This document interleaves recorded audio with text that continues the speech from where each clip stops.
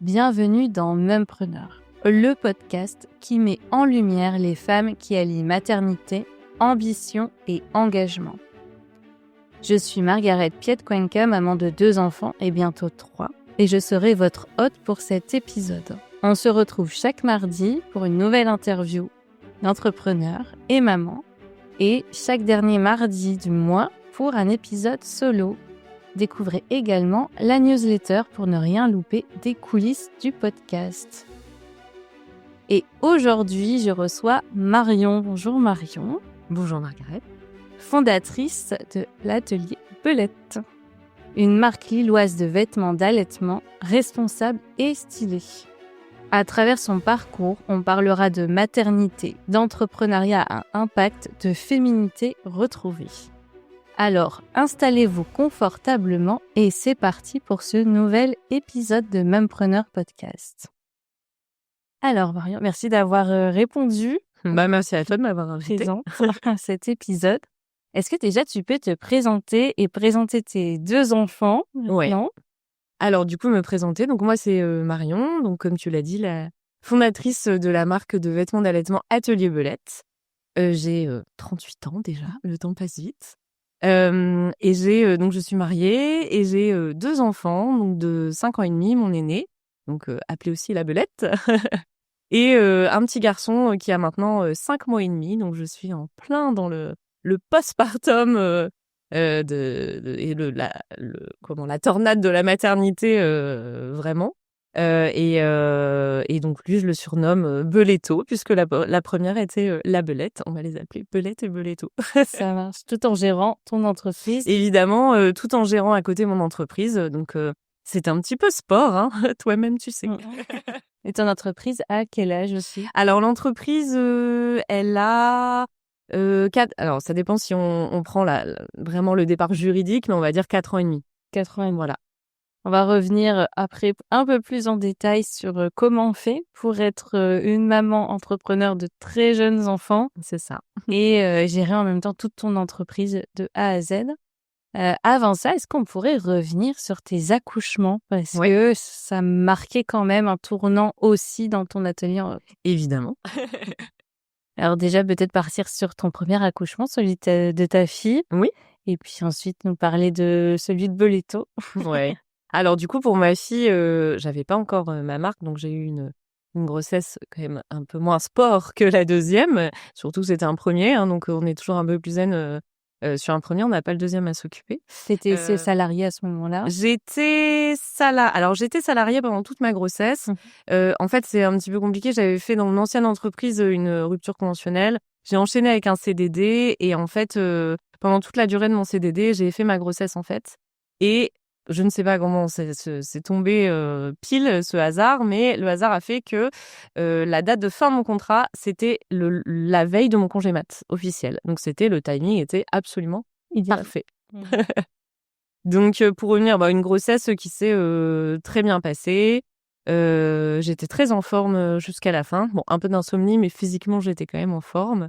Et un accouchement, on va dire, à terme déjà, et long, très long.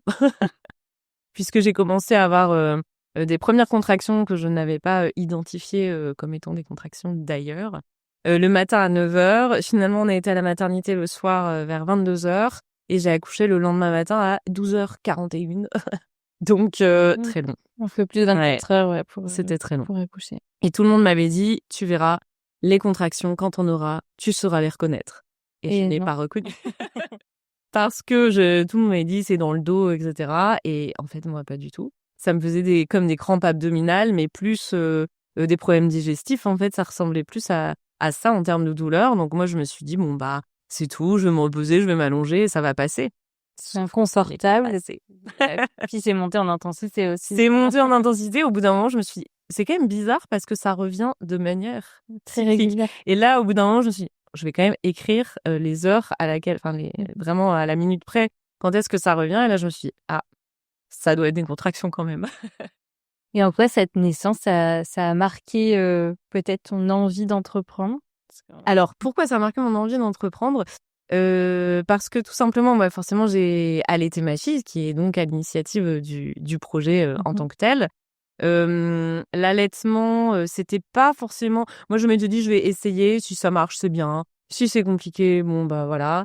J'ai été très motivée aussi, par le fait d'allaiter, parce que moi, j'ai beaucoup d'eczéma, d'allergies et a priori, l'allaitement alors, il y a des études parfois qui peuvent être un peu contradictoires, mais globalement, on sait que c'est plutôt, positif, Mmh. pour les bébés, pour toute la partie, allergies, eczéma et C'est vrai. cetera. Donc je me suis dit: «Bon, je vais essayer de mettre toutes les chances de son côté.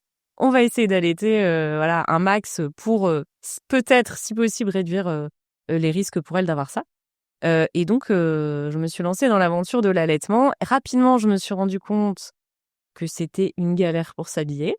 C'est vrai. Et à l'époque, moi, ma fille est née en 2019. À l'époque, il y avait pas tant de marques, que ça sur le marché. Il y en avait déjà, mais pour être honnête, j'en avais pas tellement connaissance parce que moi, je débarquais un petit peu, dans tout ce monde de la maternité. Il y en a pas encore tant que ça aujourd'hui, ça Alors, il commence à commence à y en avoir, mais des plus ou moins, connus. Évidemment, on connaît, le plus gros, le plus gros, la plus grosse marque en France et après il y en a quand même, d'autres, mais après il y en a des toutes petites qui se sont lancées et qui sont pas encore, très connues. Bon, ça commence à quand même pas mal se développer, heureusement, j'ai envie de dire. oui. Mais en tout cas, c'est ça qui m'a donné, cette envie ensuite, de j'avais cette envie d'entreprendre depuis longtemps, mais c'est ça qui m'a donné envie de me lancer dans ce projet-là en particulier. Voilà. La maternité, et du coup l'allaitement, c'est Ouais. vraiment devenu en fait, ton Au cheval de quotidien. bataille ouais, ton quotidien et ton C'est ça. cheval de bataille au final, Exactement. c'est là que ça t'a révélé aussi Ouais, cette flamme souvent qu'on a dans l'entrepreneuriat. Tu savais que tu voulais être, entrepreneur c'est déjà ça. avant? En fait, moi, ça faisait des années que j'avais envie d'entreprendre, quand j'étais dans le salariat. Mmh. Je me disais: «J'ai envie de lancer mon projet à moi». En fait, dans l'entreprise où je suis restée très longtemps, clairement, je souffrais d'un manque de reconnaissance, un manque de sens aussi. J'étais assez frustrée de pas avoir, mon projet à moi et de pas il me manquait quelque chose, et en fait, je ne savais pas dans quoi partir. Je savais que ça aurait un lien soit avec, les bébés, soit avec la maternité, alors que je n'étais pas encore maman. D'accord, OK, donc c'était Parce pas, que c'était vraiment un sujet que j'aimais. OK. Donc j'ai pensé, à des articles de puériculture, j'ai pensé à j'ai étudié plein de choses, en fait et je me disais: «Non, c'est pas ça, c'est pas ça». J'arrivais pas à trouver le truc et en fait, moi, j'ai travaillé pendant une dizaine d'années, dans le textile. Enfin, j'ai toujours travaillé dans le textile, clairement, après mon diplôme.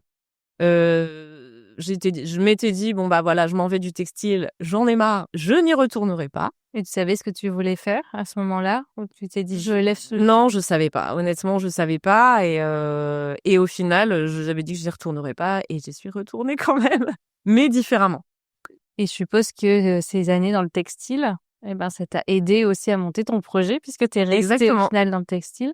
C'est quoi on parle beaucoup des soft skills et également des compétences que tu as acquis, dans cet univers que tu as remis en place dans ton entreprise?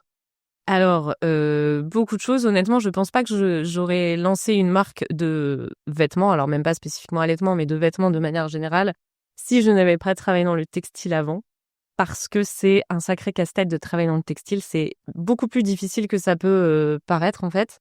La partie immergée de l'iceberg est OK. assez, importante. C'est beaucoup de choses à connaître, beaucoup de process.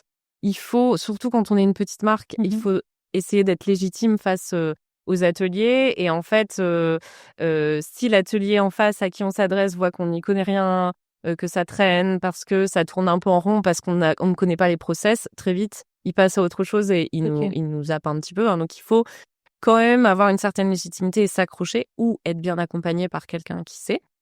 Mais clairement ça m'a énormément aidée. Je connaissais par cœur tous les process.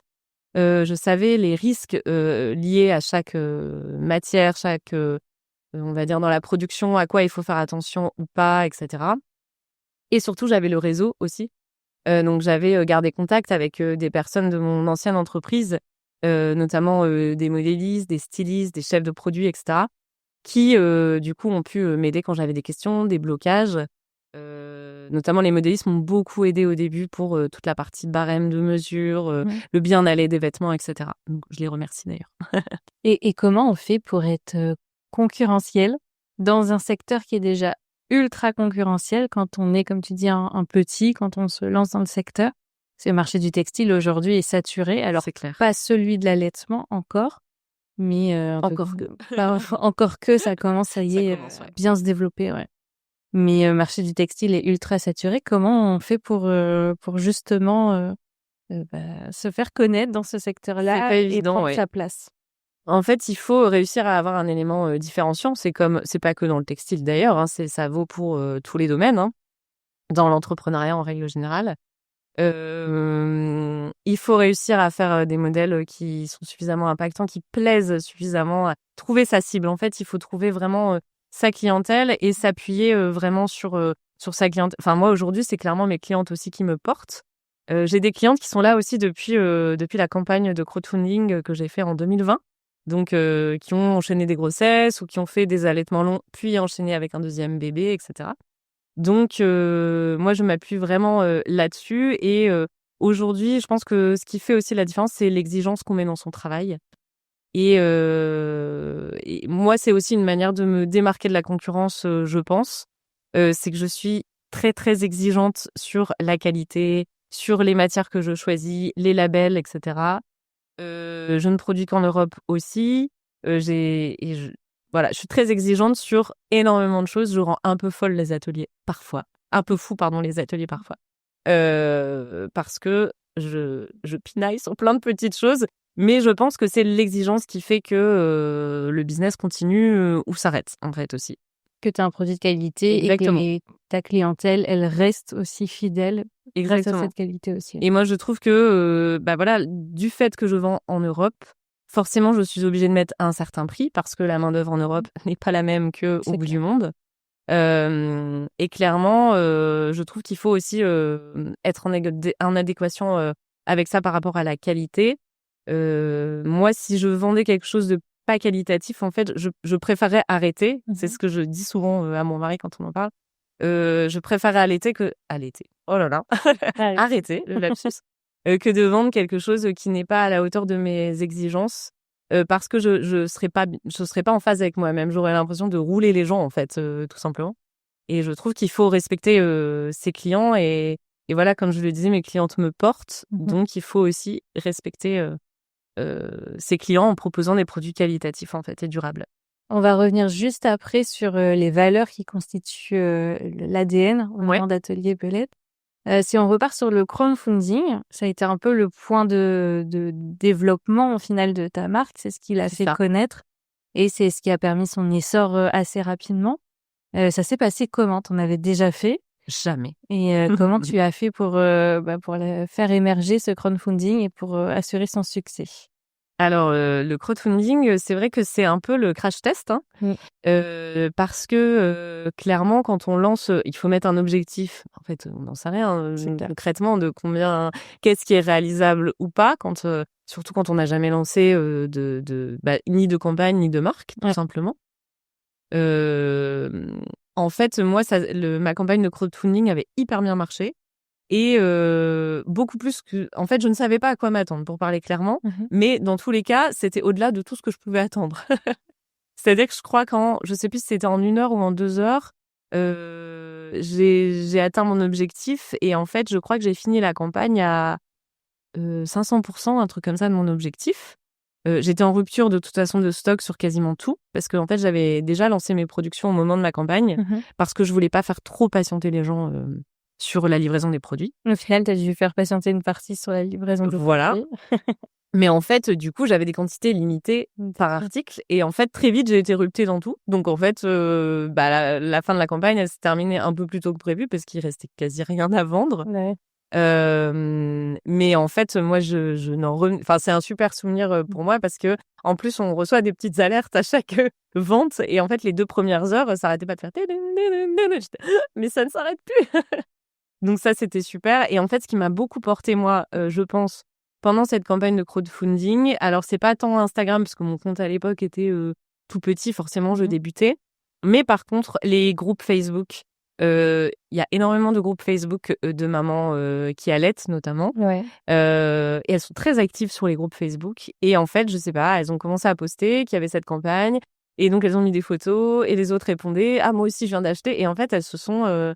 tout un petit peu entraînées dans leur achat et je pense que c'est ça qui m'a fait gagner beaucoup en visibilité c'est un super souvenir en tout cas. Donc si on reprend chronologiquement parlant, tu venais d'accoucher, tu as lancé du coup ta marque. Alors je n'ai Septembre pas Full tout à Day. fait d'accoucher parce que ma fille est de fin octobre Ouais. 2019 et j'ai lancé la campagne Ulule en avril, tu vois. Ouais. Pas quelques mois quand même après. Oui, Ouais. oui, quelques mois après, mais elle avait commencé la crèche en fait Ouais. en septembre quand elle avait 10 mois. Et du coup, à partir du mois de septembre, je me suis mis à fond sur le projet. Projet, ouais. Et du coup, ensuite, j'ai lancé la campagne en avril. Donc, ça a quand même été vite entre le début du Ouais, projet et complètement. la campagne. Et comment tu faisais pour t'organiser entre ton nouveau rôle et ta nouvelle identité de maman et en même temps ton nouveau rôle professionnel, ta nouvelle identité professionnelle? Ça, C'est un chamboulement quand c'est un même sacré chamboulement, intense, ouais. hein. Alors déjà, comme je disais tout à l'heure, j'avais la chance d'avoir, on en parlait en off, mais j'avais la chance d'avoir une fille assez facile. Mon premier bébé était plutôt facile. Elle était assez calme, elle dormait bien la nuit. Elle était vraiment pas difficile, donc le quotidien était un peu plus simple qu'avec mon deuxième et ce que je vis actuellement. Il y avait aussi mon mari qui m'aidait beaucoup au quotidien. S'il y avait des choses pour lesquelles il pouvait m'aider pour ma marque, il le faisait. Par rapport à ma fille, il prenait vraiment son rôle de père aussi sur les conduites à la crèche, etc. On avait une vie un peu plus désorganisée à l'époque. Enfin, pas désorganisée, mais différente, parce que lui, il travaillait en horaire matinal, donc il se levait à 3h30 Ok. du matin. Il allait bosser à 4h30 et il rentrait vers 12h30 du boulot et il reprenait le lendemain à 4h30 du matin. Ok. Donc, c'était un peu différent et surtout, on a été confinés assez vite puisque c'était la période Covid. C'est vrai. Tout ça a fait que les choses se sont faites assez naturellement et on avait un peu plus le temps, finalement, de se poser, de faire les choses. Et là, très récemment, tu avais trouvé ton rythme avec ton entreprise, avec presque avec ta fille, avec ton conjoint, Ouais, et tu es retombée enceinte. tout à fait. Alors, comment on vit déjà le fait d'être enceinte avec une entreprise? On sait que c'est épuisant quand même Exactement. d'être enceinte. Puisque je n'étais pas enceinte à l'époque Mhm. quand j'ai créé ma fille, était déjà, c'est plutôt l'inverse. Quand j'étais enceinte de ma première, je n'avais pas encore créé. Donc c'est vrai que c'est très différent. Alors, on s'est posé, on voulait un deuxième, mais en fait, on avait clairement un rythme de vie très speed. On s'est dit, bon, qu'est-ce qu'on fait? On y va, on n'y va pas. Mais on s'est dit, bon, voilà, ma fille, elle avait déjà 5 ans, presque 5 ans, et on s'est dit, de toute façon, ce sera jamais le bon moment, hein. Donc, on y va. Il n'y a pas de bon timing. Et puis, on gérera. on fera comme on peut. Et donc là, grossesse un peu différente quand même parce que être seule dans son entreprise. Alors j'avais quand même quelqu'un qui venait m'aider 2 jours par semaine, mais en fait, quand on est quand même à son compte, il y a tellement de sujets qu'il y a même pas vraiment de journée type parce que il faut faire tous les métiers de la terre, pour Ouais. parler clairement. Donc c'est très speed. C'était beaucoup de journées où je rentrais à 21h le soir. Donc heureusement, mon conjoint allait chercher ma fille et la gérait entre guillemets le soir. Mais beaucoup plus speed et beaucoup plus fatigant. Ma photographe et ma maquilleuse avec qui je travaille depuis un moment sur les shootings, en fait, elles ont vu pendant le shooting que j'étais notamment, on a fait un shooting en novembre, j'ai accouché fin janvier, donc j'étais déjà bien avancée dans la grossesse. Et elle me disait vas-y mollo. Elle voulait pas que je porte les sacs, moi je courais partout, j'arrêtais pas. Mais en fait, il y a des choses à faire, il faut que ce soit fait. Et en fait, on a tendance un peu à s'oublier et à mettre de côté sa santé. Moi, dernier trimestre de grossesse, en plus j'ai eu une infection pulmonaire, c'est ce que je te disais tout à l'heure, et je m'en suis pas rendu compte tout de suite. J'ai laissé courir, j'ai pas été voir le médecin. Et finalement, au bout de un mois et demi à tousser, j'ai fini par aller voir le médecin. J'ai fait une analyse de sang et en fait, il se trouve que j'avais une infection pulmonaire. Là, le médecin m'a fait un petit peu peur parce qu'il m'a dit maintenant, vous allez être un petit peu raisonnable. Déjà, antibiotiques, etc. Et il m'a dit, en fait, ça peut être dangereux parce que si ça passe dans le sang, clairement, votre bébé, vous pouvez le perdre. Et j'avais pas du tout réalisé ça. Pour moi, j'étais dans le speed, il y avait des choses à faire, il fallait les faire. Les personnes peuvent les faire. Et je ne m'écoutais pas du tout. Avec le recul, je me dis que j'ai pas été du tout raisonnable. J'ai bossé jusque très tard dans ma grossesse parce qu'en plus j'ai décalé mon congé mat le plus tardivement possible. On peut, quand on est entrepreneuse, décaler son congé mat pour le commencer 2 semaines avant le terme prévu. C'est ça. Sachant que j'ai accouché 1 semaine avant le terme. Bon, voilà, j'ai pas eu trop le temps de me reposer entre-temps. Ah bah ouais, carrément. Et puis ensuite, direct, t'as enchaîné avec le postpartum, un Voilà. postpartum éprouvant. aussi. Exactement. Et le postpartum, quand on est à son compte, c'est pas le même postpartum que quand on est salarié, voilà. Donc, autant pour ma fille, le postpartum, je n'étais plus en contrat puisque j'avais fini mon CDD que j'avais enchaîné suite à mon CDI. Donc en fait, j'étais entre guillemets mentalement libre comme l'air pour ma récupération. Autant là, c'est quand même beaucoup plus sport parce que voilà, il reste tout le temps en fond une charge mentale, comme tu dis, et tout le cerveau, il s'arrête jamais. C'est-à-dire que forcément, j'avais recruté quelqu'un pour gérer pendant mon congé mat parce que je savais que je serais sur une autre planète pour l'avoir déjà vécu une fois. Mais il n'empêche que quand le business continue à tourner, on est obligé, on ne peut pas dire je coupe tout. Vous faites comme si je n'existais pas, je ne regarde plus rien, je n'entends plus rien. C'est pas possible. C'est-à-dire que même si on délègue et même si on recrute quelqu'un, on garde toujours un œil, une oreille sur un problème éventuel à régler, etc. Forcément, c'est impossible de faire autrement. Tu restes la capitaine au final de ton entreprise. Exactement. Et même si tu délègues, le pouvoir décisionnel t'appartient. Donc c'est toujours délicat en fait. Et puis il y a des choses, tout simplement, la personne qui gère en notre absence, il y a forcément des choses qu'elle sait pas. Parce que oui, on fait une passation, mais en fait, comme je disais, on fait tous les métiers de la terre, il y a toujours un moment donné où la personne, elle a forcément des questions, ou forcément, il y a une info qu'on lui a pas donnée, et donc il faut rester quand même alerte par rapport à ce qui se passe, ouais. Et là, tu as vécu un autre accouchement avec Oui. l'accouchement de ton petit garçon.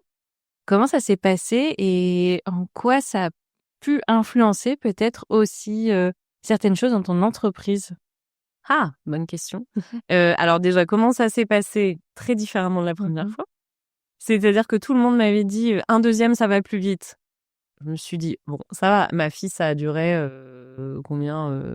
plus de 24 heures ou je sais plus exactement, une 30aine d'heures. Bon, même si ça va plus vite, on a le temps. Sauf qu'en fait, ça va. Là, ça a été vraiment beaucoup plus vite. Je pense que le fait que j'ai beaucoup forcé aussi avant, peut-être que ça a joué, j'en sais rien. C'est-à-dire que 1 semaine avant mon terme, vers 2h du matin, j'ai commencé, comme pour ma première, à avoir des espèces de crampes abdominales. Mais là, du coup, encore une fois, je me disais, cette fois-ci, je vais pas me faire avoir. Je vais essayer de reconnaître si c'est des contractions. Mais encore une fois, j'avais un petit doute. Mais au moins, j'y ai pensé. Le fait est qu'au fil de la nuit, ça s'est quand même intensifié. Et vers 5h du matin, du coup, j'ai réveillé mon conjoint. Et je lui ai dit, écoute, je pense que j'ai des contractions. On a appelé la maternité. Je crois que mes contractions étaient espacées de 5 minutes, à peu près, 6 ou 7 minutes, la première fois que j'ai appelé. Et en fait, la personne que j'ai eue au téléphone m'a dit, écoutez, prenez le temps, vous viendrez demain matin faire un monito. Je me suis dit, ok. Je pensais que c'était un peu plus urgent que ça. Bon, soit. Mon mari me dit, écoute, on conduira donc notre première chez ta mère demain matin. C'est étonnant quand même. C'est souvent, on dit c'est ça. Pour un deuxième J'étais étonnée qu'on me dise ça. À partir de j'avais ça en tête, oui. Pour le deuxième accouchement, c'est souvent ce qu'on recommande justement. Là, il faut commencer à aller à la maternité. Un petit peu, ouais. C'est ça. Donc c'est assez étonnant, mais ok. Mais j'étais aussi étonnée, j'avoue, de ce qu'on m'a dit au téléphone, surtout pour un deuxième. Bah ouais. Mais du coup, j'ai écouté, mais en gardant dans ma tête quand même que fallait un petit peu être voilà. Et donc mon mari, très optimiste, on conduira la petite. Non, il m'a dit quoi? On la conduira à l'école demain, c'est ça. On demandera à ta mère d'aller la chercher le soir. On l'a conduit à l'école demain matin, donc à 8h20. Il était 5h du matin. Bon, ok. Et puis on va préparer les affaires calmement. On ira faire le monito après vers 9h. Et en fait, moi, j'ai rigolé. Je dis, je ne pense pas qu'on va avoir le temps de faire tout ça, en fait. Et je ne pense pas qu'on va tenir jusqu'à 8h20 demain matin. Et j'ai eu raison, puisque... Alors après, j'ai attendu de toute façon un petit peu. Je me suis dit, j'attends de voir si les contractions s'accélèrent. Et vers 6h15, j'ai senti le ploc. La poche des os. La poche des os. J'étais allongée dans mon lit et j'ai senti... Et j'ai dit à mon mari, On y va. Mais en fait, c'est très bizarre parce que j'ai vraiment senti ce ploc comme quelque chose qui éclate. Et en fait, j'ai dit à mon mari, je me demande si j'ai pas perdu les os. Mais il n'y avait pas d'eau, il n'y avait rien. Et là, je me suis levée et ah oui, ok. Donc, on va nettoyer et puis surtout, on va appeler ma mère pour qu'elle vienne s'occuper de la petite parce que là, j'ai perdu les os, donc il va falloir se dépêcher un tout petit peu. Ouais. Donc, le temps que ma mère fasse la route, etc. On est arrivé à la maternité vers 7h30 du matin et mon mari coincé sur le parking. Il était coincé par une ambulance, il n'arrivait pas à se garer. Moi, j'étais dans le hall, je me dis: «Mais qu'est-ce qu'il fait? Qu'est-ce qu'il fait?» Et en fait, au bout d'un moment, il arrive, on monte dans l'ascenseur pour aller justement à l'espace, avec les salles de naissance. Et là, à partir du moment où on a passé la porte, c'est marrant, il y a vraiment une partie psychologique. Mes contractions étaient très gérables et du moment où on a passé la porte des salles de naissance où on sonne là, Ouais, ça y est, ça s'est accéléré, je n'arrivais plus à marcher. J'ai dû m'accroupir tous les 3 mètres pour les contractions. Elle a eu du mal à contrôler mon col tellement j'étais accrochée à la table. Et en fait, elle m'a dit « Oh, ok, bah on passe tout de suite en salle de naissance, j'appelle l'anesthésiste. » Donc, on a traversé le couloir, la porte juste en face. Et en fait, là, tout s'est emballé. J'avoue que pour moi, ça reste très flou parce que ça a été très, très, très vite et donc très intense. Je me souviens juste que j'avais les yeux fermés, tellement j'avais mal, qu'il y avait plein de gens autour de moi, que j'étais dans un monde un peu parallèle. Tout le monde me donnait plein d'instructions. T'entendais rien. Moi, j'entendais rien. J'étais dans une bulle. J'avais juste envie de dire aux gens, taisez-vous, laissez-moi. Et mon mari m'a raconté après la scène. L'anesthésiste est entré. Il a regardé la scène. Il a refermé la porte. On ne l'a jamais revu. Ah, d'accord. Il y avait déjà la tête du bébé qui était là. Donc, ça s'est enchaîné très vite. Et donc, arrivé à la maternité, finalement, 7h40, le temps qu'on monte à l'étage, et arrivé 8h01 de mon bébé. Donc, ça a été intense et puissant intense. et ouais, ultra rapide. Et j'avais prévu une péridurale, que je n'ai pas eu du coup. Mais le fait de le vivre sans péridurale dans cette pleine puissance, tu dirais que ça t'a donné une confiance en mode je peux tout traverser ou comment tu En l'as fait, ressenti? Comment tu l'as vécu, toi? je dois dire que pour être beaucoup, à m'intéresser beaucoup sur tous les contenus sur la maternité, sur la physiologie de l'accouchement, etc., je m'étais posé la question de la péridurale et je m'étais dit quand même, ça doit être quelque chose d'accoucher sans péridurale et de laisser faire la nature et de voir la puissance de son corps, en fait. Mais très douillette et un poil trouillarde, j'avais quand même opté pour la péridurale. Et donc finalement, la nature a décidé pour moi. Et je me dis que c'est pas plus mal parce que comme ça, j'ai pu voir un accouchement avec péridurale, un accouchement sans. C'était un peu malgré moi, mais au fond de moi, j'avais quand même le souhait d'essayer d'un accouchement sans péridurale. Donc je me dis que c'était pas si mal. Et effectivement, de voir à quel point le corps est puissant et le corps sait faire. Parce qu'on parle souvent d'accouchement surmédicalisé, mais effectivement, en fait, quand on vit un accouchement sans péridurale, on se dit, mais en fait, on est tellement programmé et en fait, la nature sait faire. Complètement. Même si parfois, évidemment, on a besoin du corps médical quand il y a un souci. Mais globalement, pour les le corps sait pathologies, faire. mais Bien sûr. complètement. C'est vrai que ça donne un sentiment de puissance qui est assez intense, on va dire. C'est très impressionnant et surtout la suite. Le postpartum immédiat, les heures ou les jours qui suivent, la récupération n'a rien à voir. C'est clair. Moi, je pense que... Alors, on est remonté en chambre, 2 heures après. Et en fait, à peine remontée en chambre, j'étais déjà debout, en train de ranger mes affaires dans les placards, etc. Je me sentais pas... Voilà, je pouvais marcher, j'étais bien, quoi. Et t'as senti aussi tout de suite cette connexion avec ton bébé, je suppose? Oui, alors, j'avoue que j'étais un petit peu sonnée. Ouais, bah oui. C'est-à-dire que quand on m'a mis mon bébé sur moi, on s'imagine toujours la rencontre, etc. Moi, j'étais un peu genre, oui, c'est qui? Qu'est-ce qui se passe? Il me fallait un petit peu de temps pour atterrir quand même. Mais c'est vrai que la connexion, forcément, en plus avec l'allaitement, la première tétée, la tétée d'accueil, comme on dit, c'est la connexion, elle se fait effectivement immédiatement. Tu parlais tout à l'heure que ton entreprise, c'était un autre de tes bébés au final, hein. Quand tu justement traverses toute cette puissance, que tu vis cette connexion et toutes ces hormones, hein, de bien-être en même temps, est-ce que tu as l'impression que ça se retranscrit également dans ton entreprise, d'une manière ou d'une autre? Alors, ça se retranscrit dans mon entreprise, d'une certaine manière, oui. Parce que finalement, comme ma fille a maintenant, mon aînée a 5 ans et demi, c'est vrai que l'allaitement, malgré tout, toujours, je suis restée dedans de par mon travail, entre guillemets, mon entreprise. Mais là, le fait de le revivre de nouveau Ouais. et d'être de nouveau là-dedans, je me sens d'autant plus proche de ce que vivent mes clientes, en fait. Et c'est vrai que je partage énormément sur les réseaux sur ma maternité, sur les doutes, sur les questions que je peux avoir, parce que même pour un deuxième, on croit avoir le mode d'emploi. On n'a jamais le mode d'emploi. C'est vrai que tu partages beaucoup sur le chaos de la maternité. C'est ça. Aussi. Sur ce que je vis, en fait, je me rends compte que on vit, on est énormément à vivre la même chose. Totalement. Et en fait, je le vois par rapport à tous les messages que m'envoient les personnes qui me suivent, notamment sur Instagram. En fait, souvent on me dit merci de partager ça, parce qu'en fait, c'est pas forcément des trucs qu'on voit souvent. Les gens sont pas toujours honnêtes sur les réseaux. Ils partagent un peu une vie édulcorée. Moi, clairement, je dis voilà, en ce moment, c'est une galère. J'ai un bébé qui fait que de râler, qui ne dort pas. C'est pas facile tous les jours. Les nuits sont chaotiques, donc les réveils sont chaotiques aussi le matin. Mais en tout cas, c'est clairement, je pense que cette deuxième maternité, elle s'inscrit différemment de la première, parce que mon activité fait que ça me repropulse de nouveau au cœur du sujet, vraiment.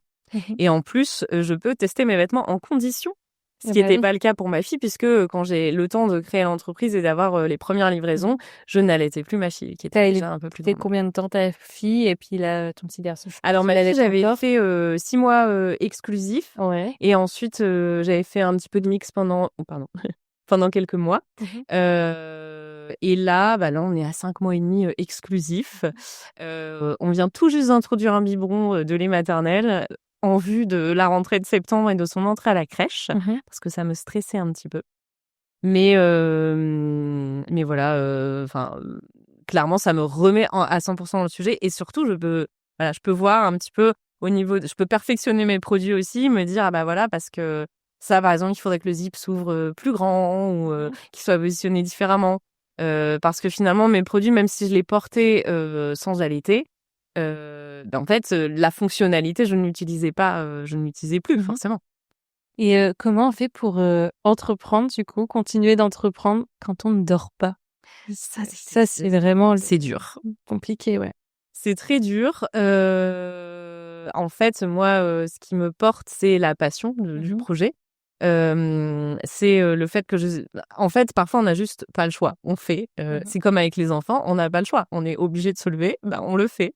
Et là, c'est pareil, il y a des choses à faire dans mon entreprise. C'est pas toujours évident, mais je le fais. J'essaye de déléguer, ce qui n'est pas quelque chose de facile pour moi dans mon caractère, parce que je suis très maniaque du contrôle. J'aime que tout soit parfait, j'aime que tout soit toujours fait à ma sauce. Donc, je suis pas évidente pour ça. Marlène en sait quelque chose. Marlène, donc, qui m'aide au quotidien là depuis le début de mon congé maternité. Ok. Je passe ma vie à lui dire attends, tu veux pas plutôt faire comme ça ou faire comme ça. Je lui fais retoucher 10 000 fois les choses. Elle devient dingue, je crois.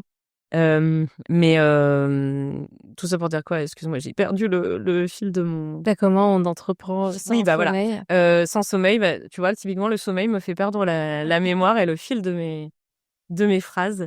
C'est déléguer tout ce qu'on peut déléguer. Il n'y a pas le choix. À un moment donné, on est obligé. Et puis, c'est surtout, parfois, j'ai juste envie d'aller me coucher, faire une petite sieste quand mon bébé dort, mais je dois essayer de travailler.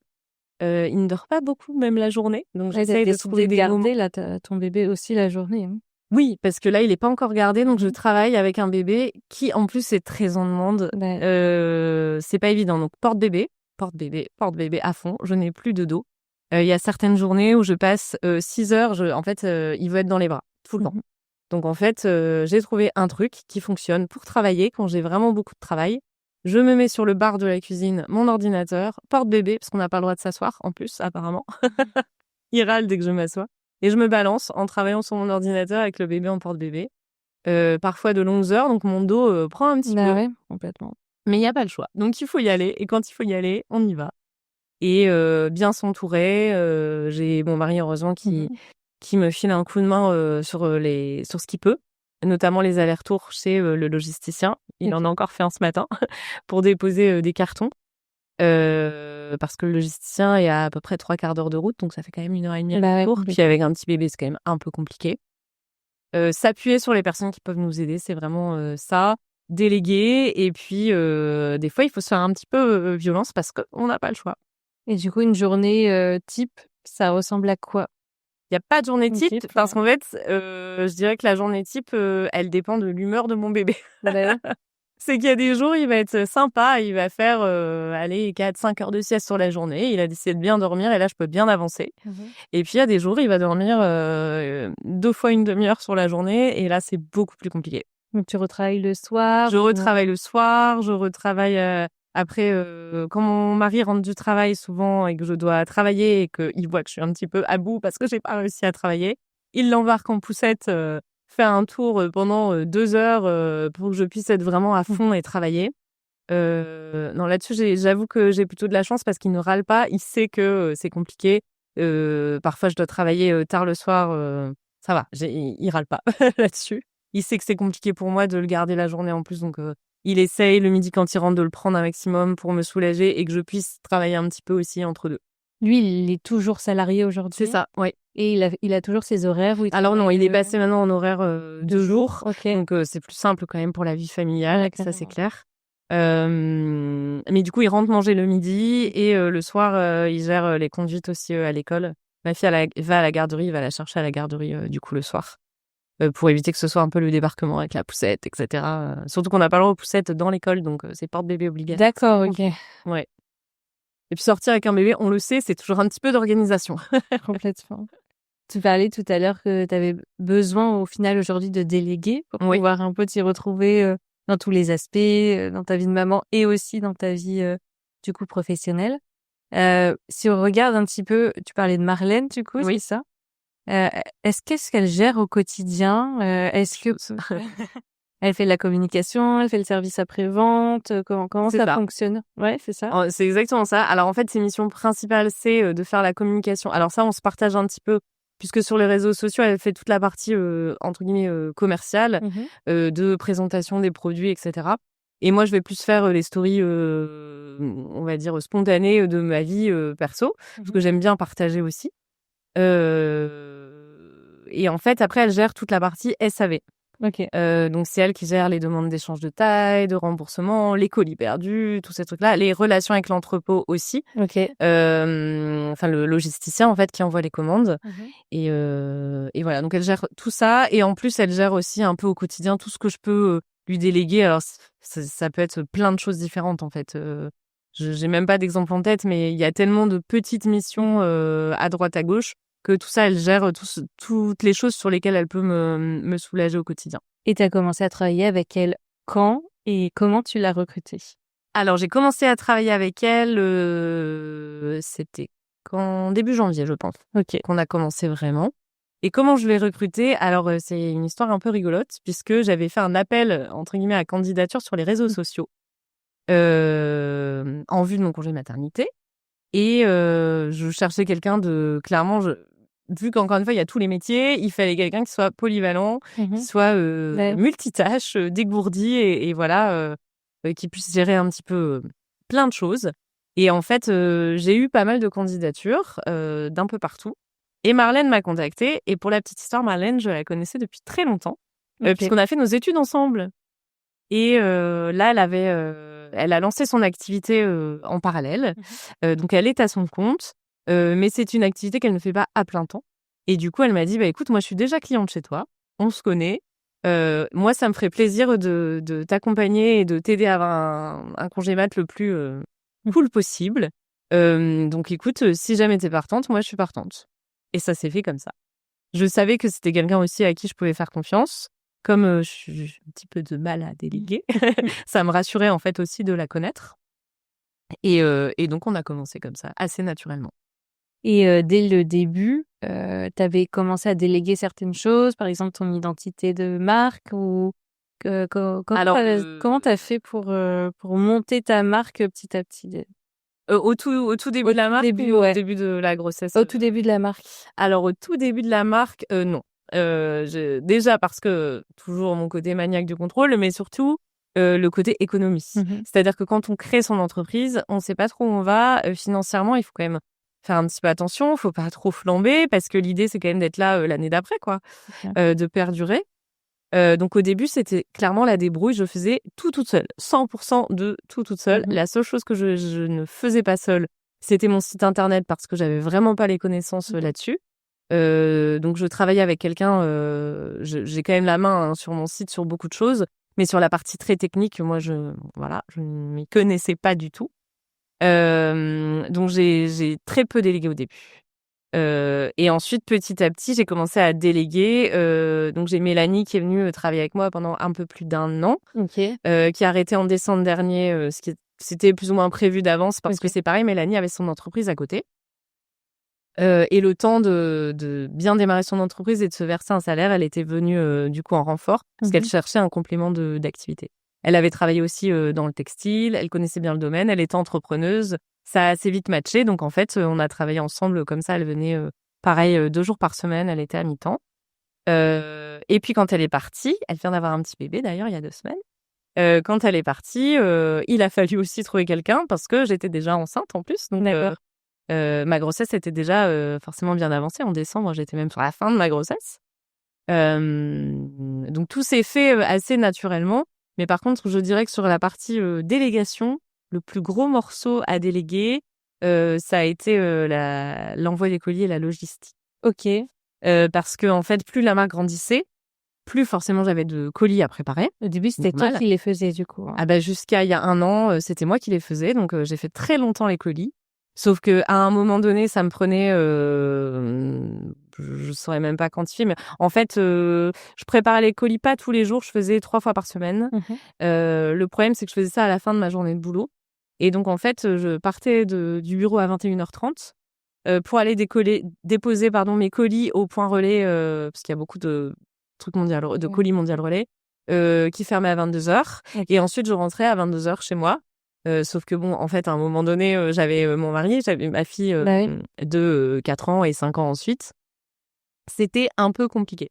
Et donc là, quand, j'ai appris que j'étais enceinte de mon deuxième, je me suis dit: «Bon, en fait, à un moment donné, je sais que tu aimes contrôler Marion, mais il va falloir apprendre à déléguer ça». Parce que c'est quand même pas la partie où j'ai le plus de valeur ajoutée, sur la Mmh. préparation de colis. Donc j'ai fait appel à un logisticien, Tu l'as trouvé comment?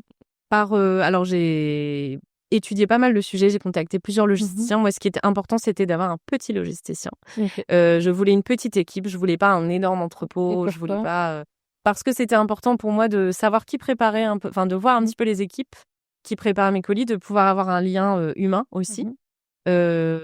et de pouvoir y aller, évidemment régulièrement et cetera. Je voulais vraiment pas un énorme truc, Mmh. voilà, c'était un de mes critères. Et en fait, j'ai pas mal discuté avec, de nombreuses entrepreneuses et entrepreneurs, pour essayer de trouver, le meilleur logisticien, dans le coin, le meilleur à mon sens, hein, par rapport à mes Oui, critères. tes besoins. Mmh. Et c'est, d'ailleurs Juliette de Sisterfield que tu as, interviewée, que je connais bien, qui m'a dit: «Écoute, nous on est chez ce logisticien-là, ça se passe bien, je te donne son contact, essaye de voir». Et donc j'ai été sur place, j'ai vu un petit peu et cetera. Et puis, Ça t'a convaincu?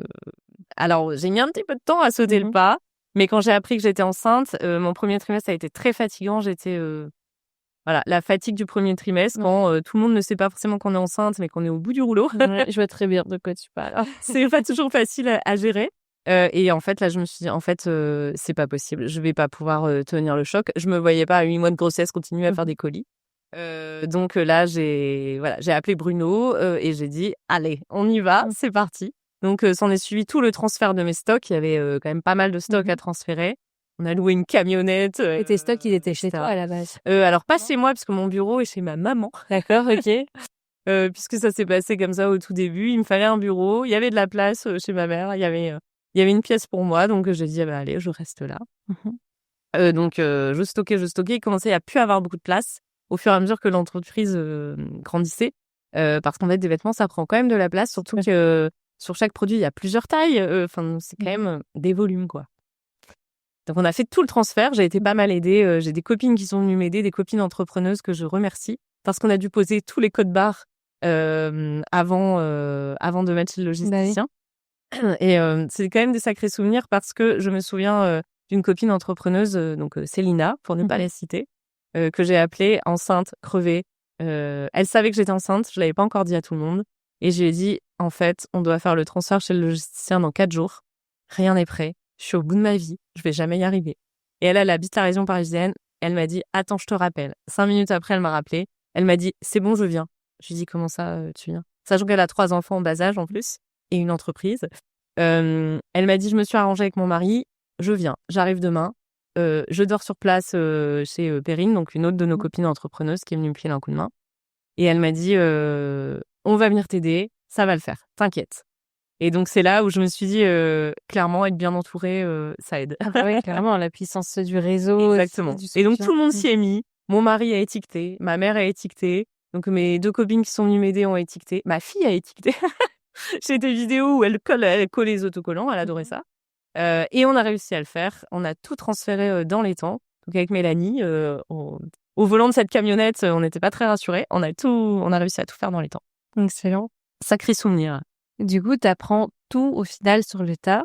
Tu connaissais déjà l'univers du textile, tu connaissais les process, mais la partie par exemple marketing, la création de marque, la partie gestion financière, les stocks, la logistique, tout ça en fait tu l'as appris au fur et à mesure sur le tas. Tu t'étais fait accompagner par la BGE, par la... Alors, je me suis fait accompagner, oui, par un organisme, mais en fait, qui, honnêtement, m'a pas servi à grand-chose. Okay. J'ai eu 2 rendez-vous en visio parce que c'était le Covid. Ok.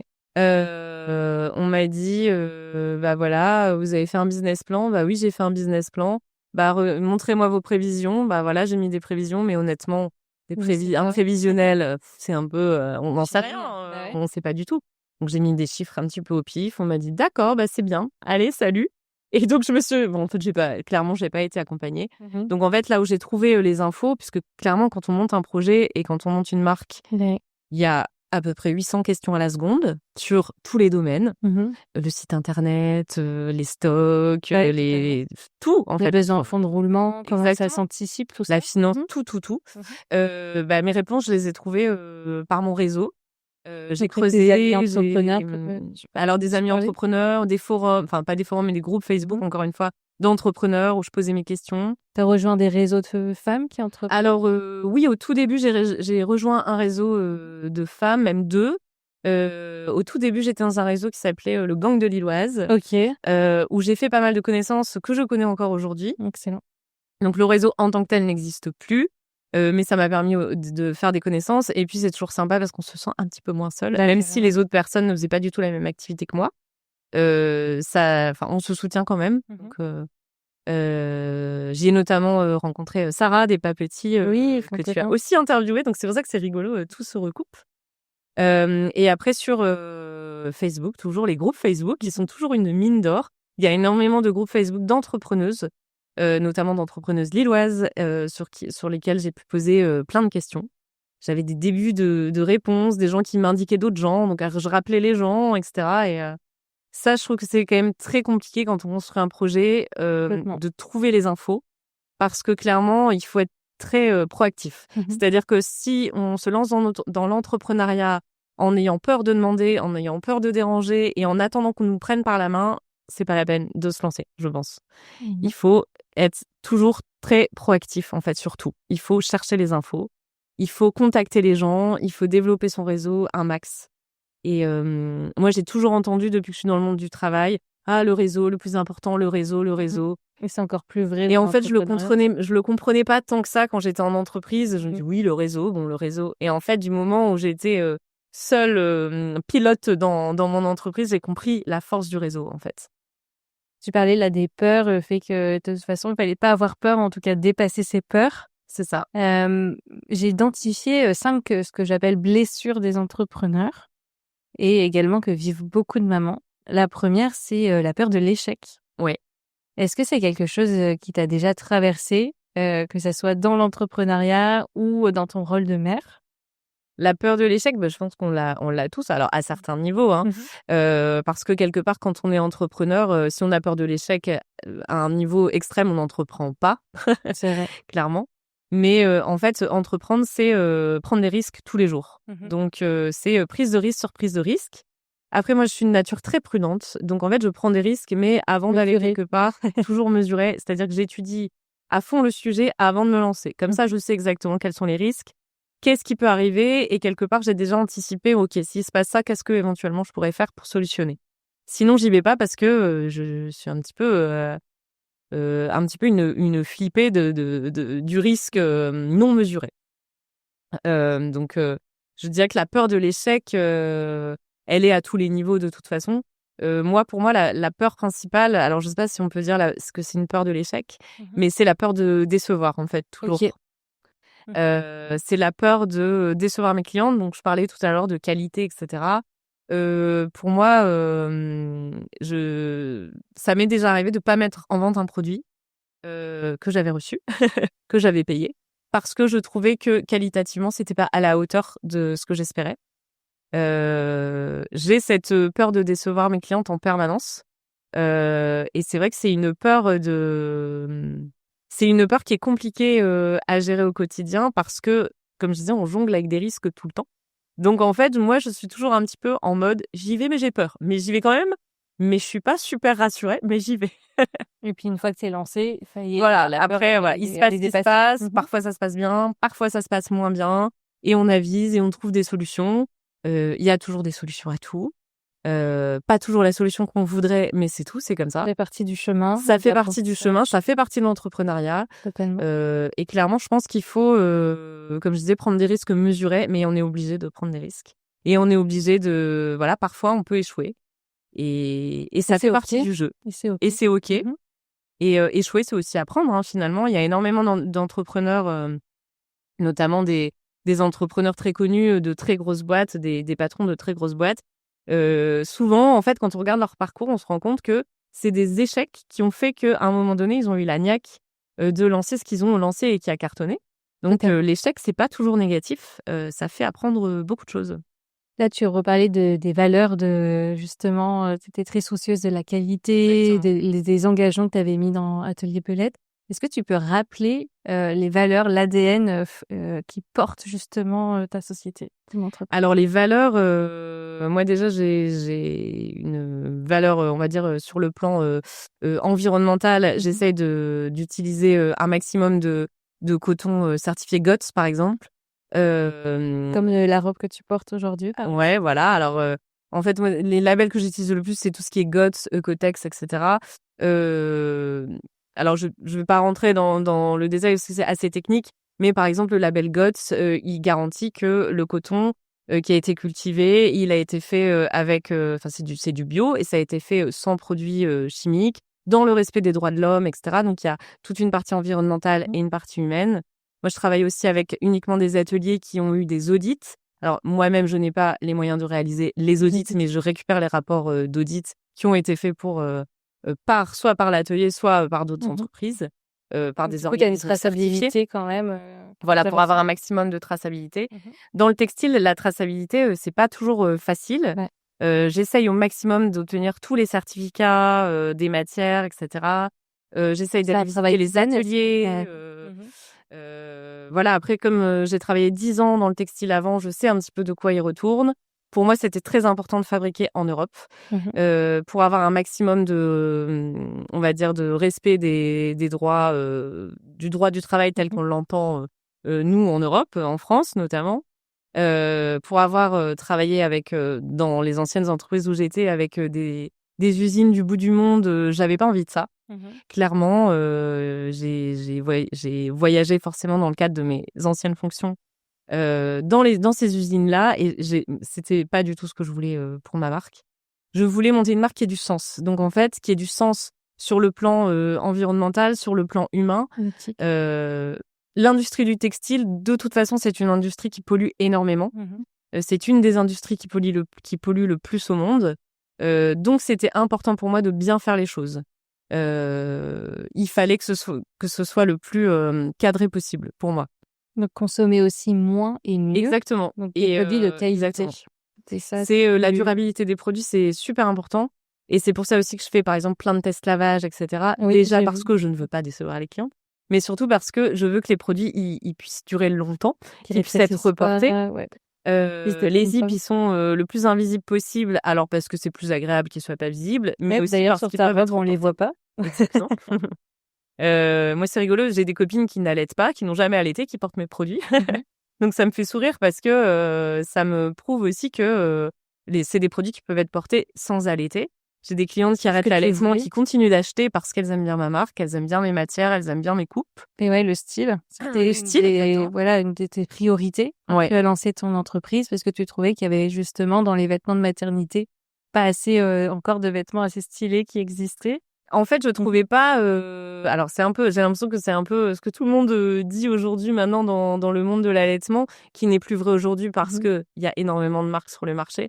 Mais à l'époque, quand j'ai lancé, il y en avait vraiment pas beaucoup. Je pense qu'il devait y en avoir 3 ou 4. Ok. D'allaitement pur, j'entends, parce qu'évidemment, les grandes enseignes faisaient déjà un petit peu de vêtements d'allaitement.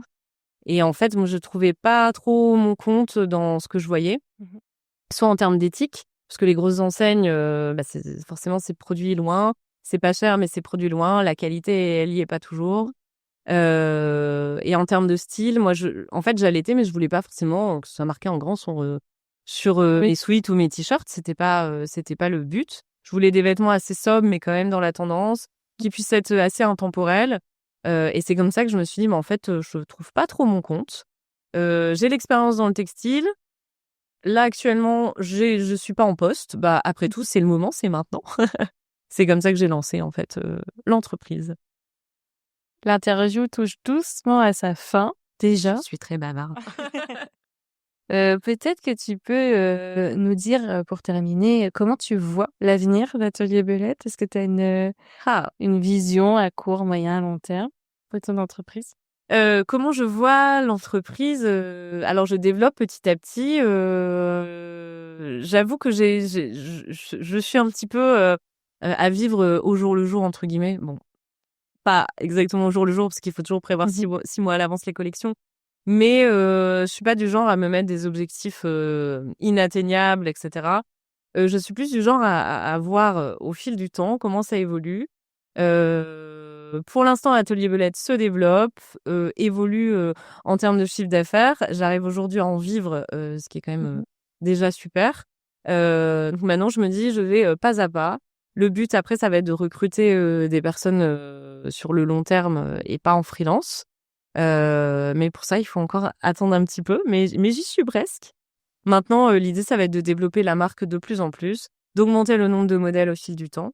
Et pas de boutique physique, forcément? Pas de boutique physique pour l'instant, parce que pour plusieurs raisons. Je pense que c'est pas forcément l'avenir. Clairement, c'est difficile d'avoir un commerce aujourd'hui. Ouais. Déjà, les charges fixes, les habitudes de consommation, elles sont beaucoup sur Internet aussi. Oui. Donc, c'est pas mon objectif. Après, peut-être que je développerai un petit peu plus sur la partie magasin dans des concept stores, etc. Multimarques. Pour l'instant, mon business model s'y prêtait pas tout à fait. Mais ce sont des choses que j'aimerais faire évoluer. La marque, j'aimerais faire évoluer aussi toute la partie image de marque. Ça va être un grand chantier, je pense, pour, à mon avis, 2026. Il y a énormément à faire. C'est ça qui est super quand on est à son compte, c'est qu'on a un terrain de jeu infini. C'est clair. Donc voilà, mais je ne me projette pas sur 5 ans, 10 ans. J'ai encore beaucoup de mal à ça. Je vis un petit peu au jour le jour et puis on verra ce que devient la marque à terme. Est-ce que tu peux nous rappeler sur quel réseau social on peut te retrouver et puis ton site internet? Alors, le réseau social principal sur lequel on est le plus actif, c'est évidemment Instagram. Facebook aussi un petit peu parce que les deux sont liés. Et sinon, ensuite, on peut aussi nous retrouver sur Pinterest, un petit peu sur TikTok, mais c'est pas forcément là où on est le plus. Voilà, globalement. Et ton site, ton URL? Et mon site, pardon, c'est du coup http atelierbelette.fr. Ok, super. Eh bien, merci pour cette interview ultra riche, enrichissante.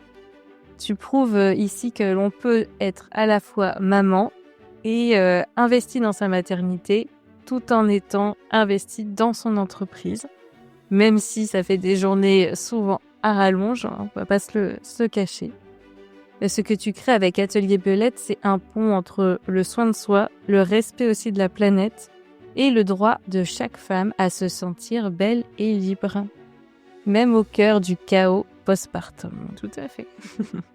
Et à toutes celles qui nous écoutent, que cette conversation vous inspire à oser, à créer et à croire en vos élans les plus sincères. À bientôt pour un nouvel épisode de Mumpreneur. Merci à toi.